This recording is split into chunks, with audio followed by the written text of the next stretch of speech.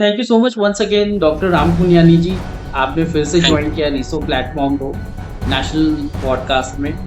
आपके बारे में बोलने की कोई ज़रूरत नहीं है, लेकिन फिर भी आप एक सामाजिक थिंकर हैं जो कि बड़े लेवल पे हैं और रिलीजियस न्यूट्रलिटी पे आपका काम रहता है। इंडियन कॉन्स्टिट्यूशन में कम्युनल हार्मनी में आपने बहुत ज़्यादा across the nation you work tremendous work, और रिसर्च अकेडमिया में आपका बड़ा नाम है। You pen down good international level books which certainly helps good number of people across the globe I'm talking about।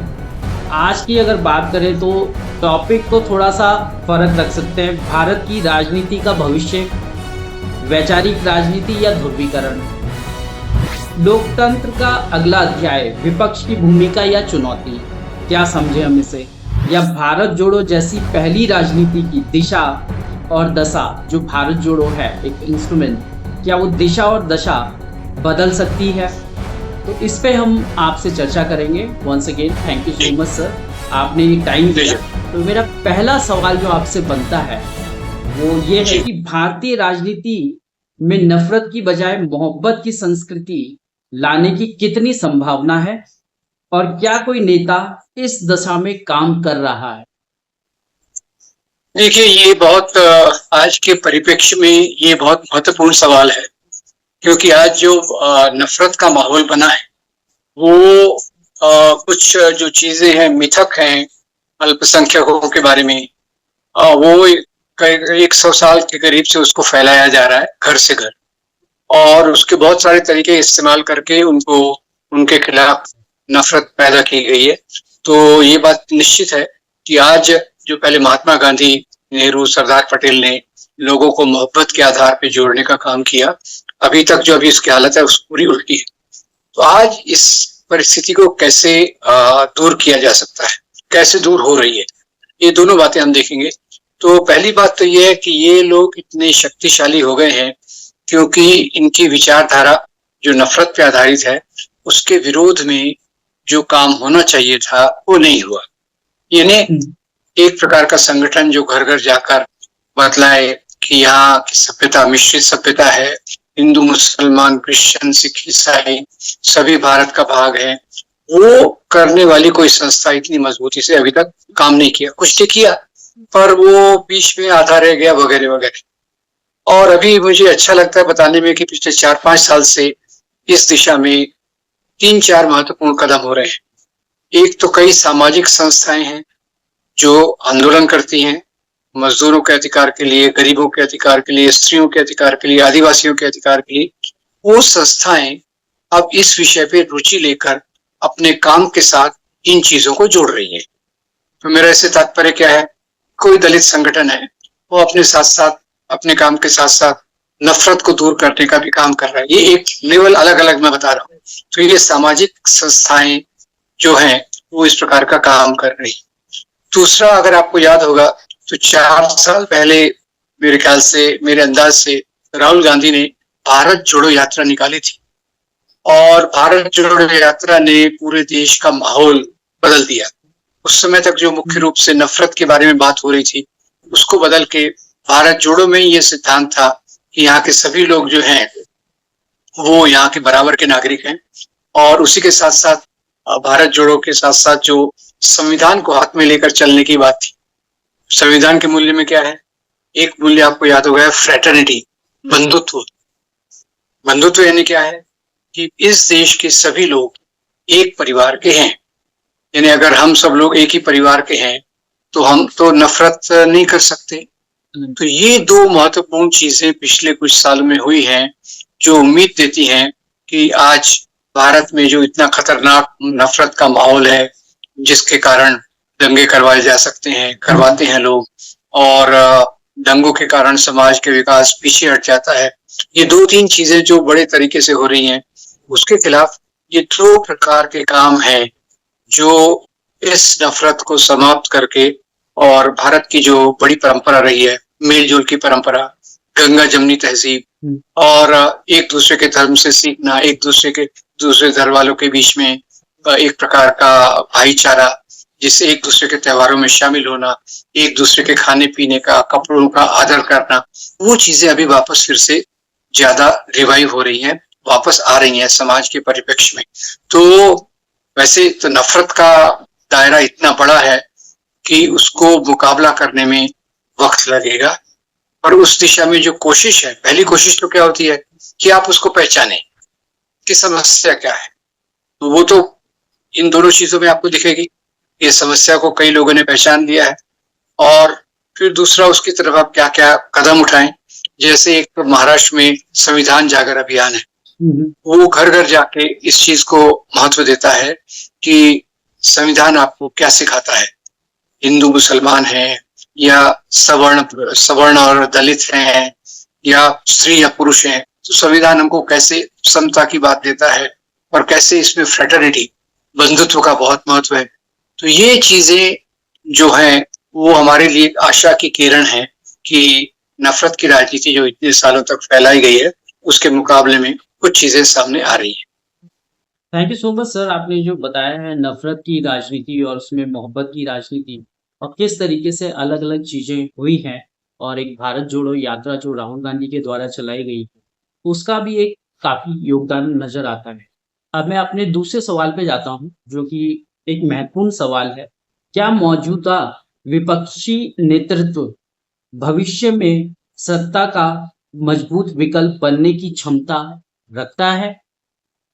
देखिए, ये सवाल भी महत्वपूर्ण है क्योंकि सामाजिक संगठन और इस प्रकार की यात्राएं तभी सफल हो सकती हैं जब राजनीति के तौर पे चुनावी मैदान में जो पार्टी नफरत फैलाने वालों का समर्थन करती है, जो पार्टी खुद भी नफरत फैलाती है, जिसका पितृ संगठन नफरत फैलाने में माहिर है और वो खुद भी नफरत फैलाती है, तो उसके खिलाफ आज विपक्ष की ज्यादा पार्टियों ने इस नतीजे पर आ गए हैं कि उस पार्टी को सत्ता में रहने नहीं देना जी। और इसका परिणाम मुझे लगता है कि जो इंडिया गठबंधन बना था, इंडिया नेशनल डेवलपमेंट अलायंस, उसमें सभी पार्टियों ने हिस्सा लिया।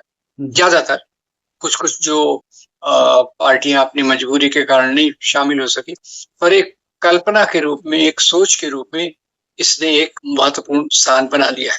क्योंकि अगर ये विपक्ष एकजुट रहा तो बड़े पैमाने पर ये बीजेपी को, जो नफरत फैलाने वालों की मुख्य पार्टी है, उसको शिकस्त दे सकता है। और मैं तो यहाँ तक कहूंगा कि 2024 के चुनाव में भी ये गठबंधन सफलता के काफी करीब था। और जैसे परकला प्रभाकर ने महाराष्ट्र के एक संगठन जो थे वोट फॉर डेमोक्रेसी, उनके डेटा को एनालाइज करके बताया है कि जो वोट काउंट किए गए वो 5 करोड़ ज्यादा थे जी, जो वोट डाले गए से। तो जो वोट डाले गए उससे जो काउंट किए गए 5 करोड़ ज्यादा थे। इससे 79 सीटों में फर्क पड़ा और उसके कारण बीजेपी को 240 सीट्स मिली। अगर वो 79 सीट्स पे वोट चोरी नहीं हुई होती, बेईमानी, मैनिपुलेशन नहीं होता, तो 2024 में भी इसकी अच्छी संभावना थी कि ये जो विपक्ष का एक कार्यक्रम है कांग्रेस के नेतृत्व में, राहुल गांधी के नेतृत्व में, वो सफल हो जाता। और अगर इसी बात को वो आगे लेकर चलते हैं तो आगे भी इस बात की सफलता की काफी संभावना है कि अगले चुनाव में या बीच में भी जगह जगह जो राज्य में चुनाव होंगे उसमें ये गठबंधन अपनी मजबूती को पहले से आगे ले जाएगा और जो सांप्रदायिक पार्टी है उसको हराने में पहले से बड़ा रोल प्ले कर सकता है। एक अच्छी पिक्चर हमें नजर आती है जो कि लड़ाने वाली राजनीति और दंगे कराने वाली राजनीति और किस तरीके से सांप्रदायिकता जो फैलाई जा रही है उसको किस तरीके से जो इंडिया लेवल पे जो गठबंधन है वो किस तरीके से कॉम्बैट करने का प्रयास कर रहा है और काफी हद तक सक्सेस भी है। अगर वोट चोरी का फैक्टर बीच में नहीं आता है, वो dubious and sinister practices. Would like to move on to my तीसरा जो सवाल है, बहुत ही महत्वपूर्ण सवाल। अक्सर विपक्षी नेताओं को कमजोर समझा जाता है या ऐसे प्रदर्शित किया जाता है मीडिया के द्वारा या और पोर्ट्रेयल्स के द्वारा। क्या यह धारणा समय के साथ बदल सकती है या बदल रही? देखिए, ये सवाल जैसे आपने कहा महत्वपूर्ण है क्योंकि मीडिया का एक बड़ा भाग वो कॉर्पोरेट ने खरीद लिया है और वो कॉर्पोरेट और इस पार्टी का, रूलिंग पार्टी का एक गठबंधन है जिसमें रूलिंग पार्टी ने इनको एक ब्लैंक चेक दिया हुआ है कि हमारी सभी नीतियां आपकी सुविधा अनुसार होंगी। सरकार का काम क्या होता है, ये देखना कि जो नीतियां हैं वो लोगों के बेनिफिट के लिए हों, तार के आखिरी व्यक्ति के बेनिफिट फायदे के लिए हों। अभी उल्टा हो गया है, अभी कारपोरेट सेक्टर ने मीडिया कंट्रोल कर लिया है और उसके माध्यम से वो ये बात फैलाता है कि विपक्ष इस हालत में नहीं है कि वो जीत सके। पर अभी धीरे धीरे ये परसेप्शन चेंज हो रहा है। अभी लोगों को खास तौर से बिहार में जो वोट चोरी का आंदोलन चल रहा है, वोट चोरी के खिलाफ, वोट चोरो गद्दी छोड़ो, ऐसा कुछ तो भी है। और इस प्रकार से भी फिर से यहाँ भी राहुल गांधी एक नेतृत्व दे रहे हैं, महत्वपूर्ण नेतृत्व दे रहे हैं। तो उससे क्या हो सकता है कि आगे आने वाले चुनाव में दूसरे राज्यों में भी इसका प्रभाव पड़ेगा। इसका प्रभाव केवल बिहार में नहीं पड़ेगा, दूसरे राज्यों में भी पड़ेगा। ये बात जरूरी है कि बीजेपी आरएसएस के पास ऐसे बहुत सारे तरीके हैं जिससे वो अपनी मैनिपुलेशन यानी इसमें हेराफेरी करके फिर से जीत कर आ सकते हैं।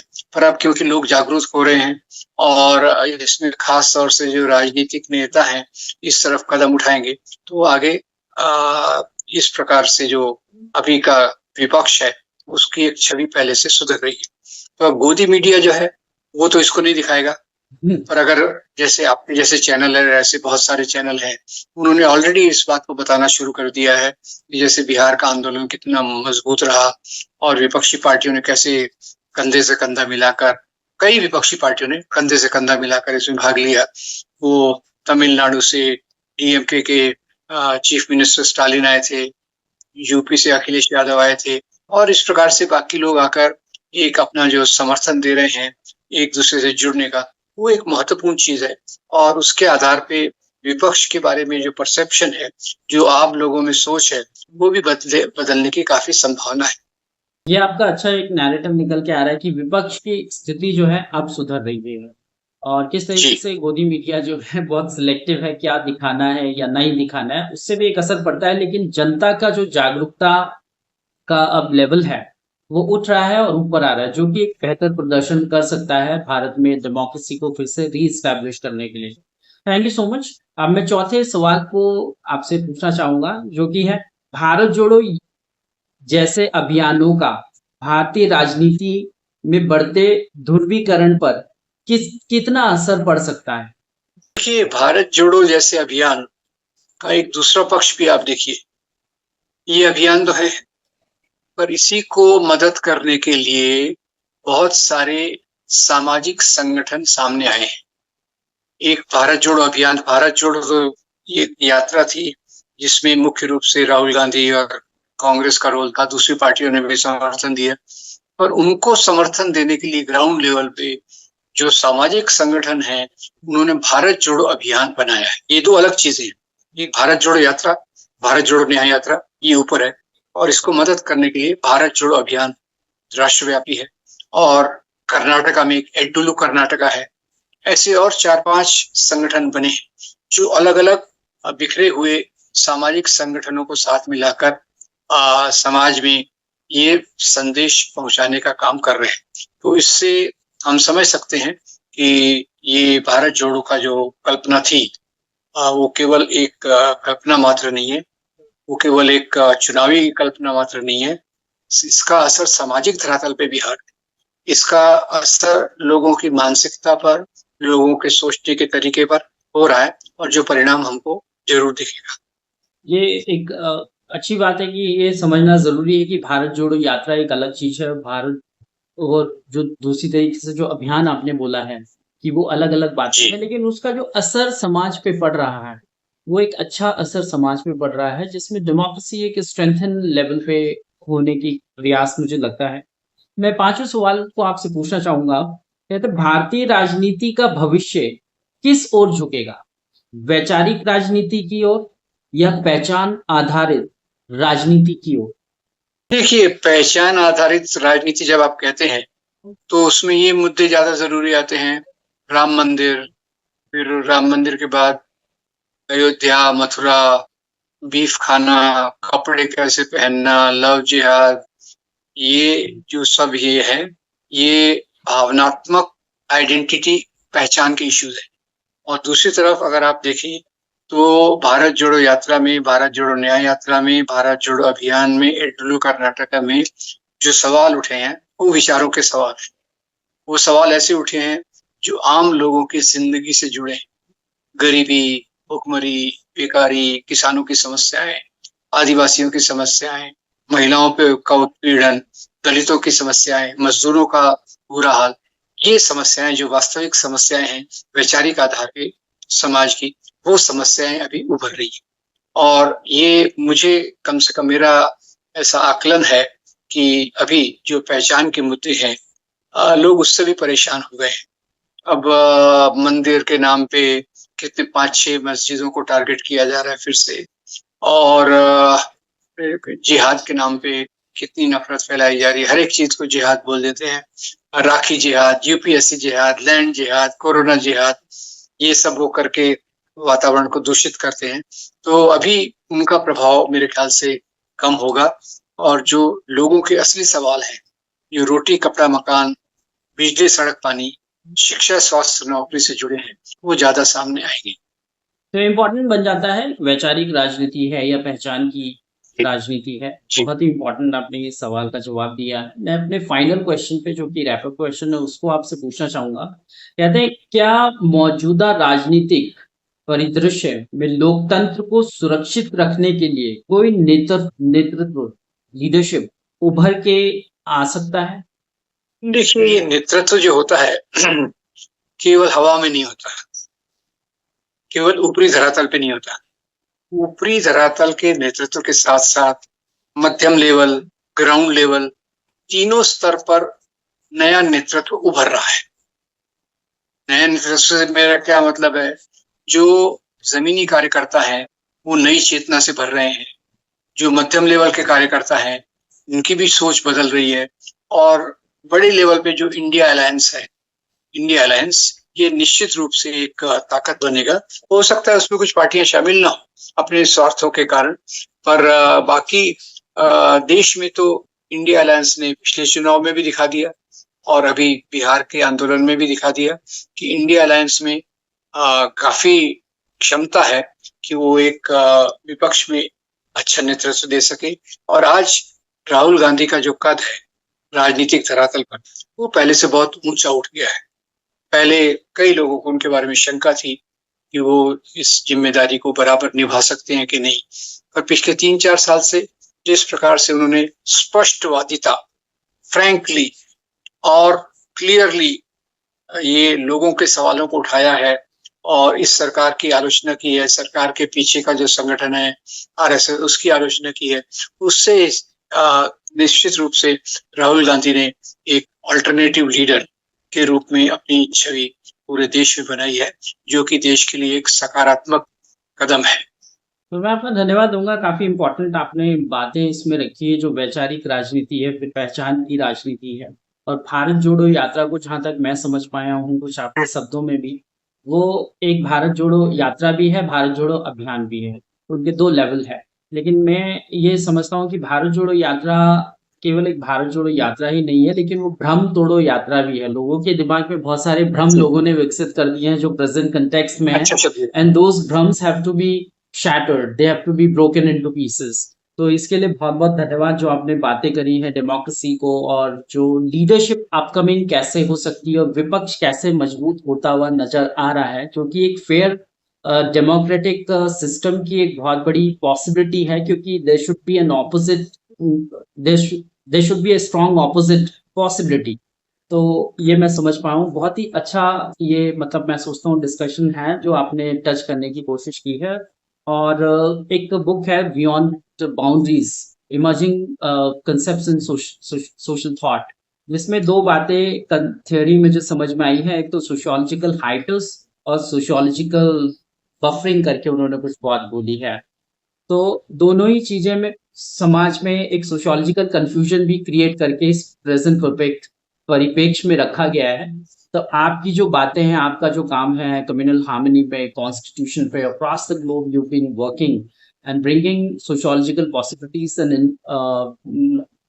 इंस्ट्रूमेंट्स इनटू प्रैक्टिकलिटी जो आप लाते हैं, उसके लिए बहुत बहुत धन्यवाद। क्योंकि इससे जो होना होता है, दिमाग को रैशनल थिंकिंग मिलती है और आपका जो एक्टिव पार्टिसिपेशन रहता है उससे बहुत लोगों का मतलब मैं सोचता हूँ रैशनली एंड इंटरैक्टिवली बेनिफिट होता है, so that they can have a clear picture आपने डिसीजन क्या लेना है। सो मैं फिर से आपको बहुत बहुत धन्यवाद दूंगा sir. Thank you so much giving your precious time. आपने अपना महत्वपूर्ण समय दिया, समय निकाला, और इन 6 सवालों पे आपने जो अपने रिस्पॉन्स दिए हैं, मैं ये विश्वास करता हूँ जो ऑडियंस है उनको बहुत ही इंटेलेक्चुअल लेवल पे, ले लेवल पे, प्रैक्टिकल लेवल पे और एक सामाजिक लेवल पे बहुत फायदा होगा sir. Thank you so much. धन्यवाद, आपका भी बहुत धन्यवाद।